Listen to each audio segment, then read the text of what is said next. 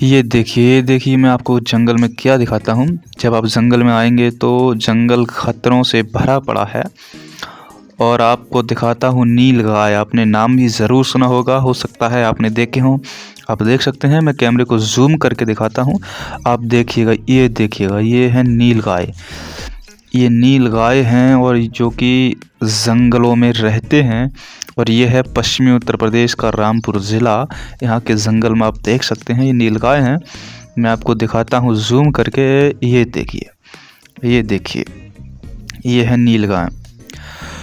हाय दोस्तों, मैं हूँ अमित रामपुरी और अब मैं सुबह-सुबह जा रहा हूँ जंगल में वॉकिंग के लिए और आप देखेंगे मेरा YouTube channel per day blog. आज से मैं ब्लॉग शुरू कर रहा हूँ, ये मेरा फर्स्ट ब्लॉग है और मैं सुबह-सुबह जंगल में जा रहा हूँ।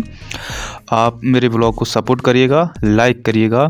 आप देख पा रहे होंगे ये जंगल का खूबसूरत नज़ारा है और इस नज़ारे का लुत्फ़ केवल गाँव के लोग ही उठा सकते हैं। और ये देखिए नीलगाय, मैं आपको दिखा रहा हूँ। ये नीलगाय हैं जो कि जंगल में अक्सर पाए जाते हैं। ये पश्चिमी उत्तर प्रदेश का रामपुर ज़िला है, यहाँ पर तो हमको देखने को मिलते हैं।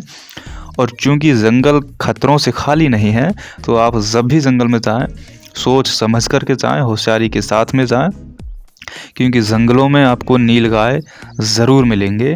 हमारे यहाँ पर अक्सर ये मिलते रहते हैं और ये आप देख पा रहे होंगे, ये देखो, ये गए। तो मैं आपको दिखाता हूँ, ये है मेरा खेत जिसमें आपको दिख रहे हैं, खेत में इस समय गेहूँ है और ये पीछे आप मेरे देख पा रहे होंगे, ये है सरसों, जिसको हम लेटा या लाई भी बोलते हैं।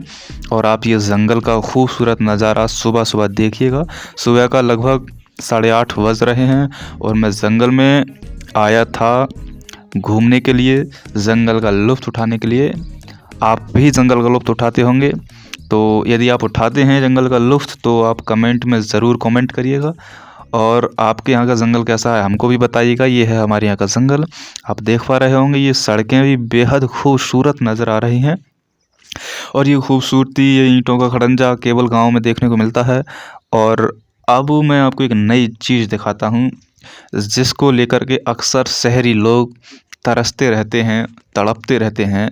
मैं कोलगेट का प्रयोग करूंगा, एक देसी कोलगेट जिसको हम बोलते हैं नीम की लकड़ी। अक्सर शहरों में स्टेशनों पर आप देखेंगे 5 रुपए की एक नीम की लकड़ी बिकती हुई आपको दिख जाएगी और मैं यहाँ पर बिल्कुल फ्री में नीम की लकड़ी को तोड़ूंगा और अपने दांतों को साफ करूंगा, अर्थात मंजन करूंगा। क्योंकि सुबह सुबह नीम की लकड़ी मिल जाए तो आनंद ही कुछ और है और वो भी गांव का जीवन सबसे बेहतरीन जीवन है। बस फ़र्क इतना है कि गांव में पैसा नहीं है। आप देख पा रहे हैं, ये है नीम का पेड़ जो कि पूर्ण रूप से इस पर पत्ते नहीं हैं। इस समय पतझड़ चल रहा है, अब कुछ ही महीने में जैसे ही गर्मियां शुरू हो जाएंगी इस पर पत्ते आ जाएंगे। मैं ढूंढ रहा हूँ कोई नीम का पेड़ मिल जाए, छोटा छोटा सा ही मिल जाए। अपने को तो केवल एक लकड़ी सी तोड़नी है ताकि कि दांतों को साफ कर सकें, अर्थात मंजन कर सकें। तो मैं देख रहा हूँ कोई मिल जाए, देखते हैं मिलेगा नहीं मिलेगा। ये देखो मिल गया। ये है नीम का छोटा सा पेड़ और मैं आपको जूम करके दिखाता हूँ कैमरे को। ये देखिए, पहचानिएगा, ये देखिए नीम की पत्ती है और इसको अब मैं तोड़ लेता हूँ। इसको इसका तो मज़ा ही कुछ अलग है। अब मैंने तोड़ लिया है और आपको बताता हूँ इसका प्रयोग कैसे किया जाता है।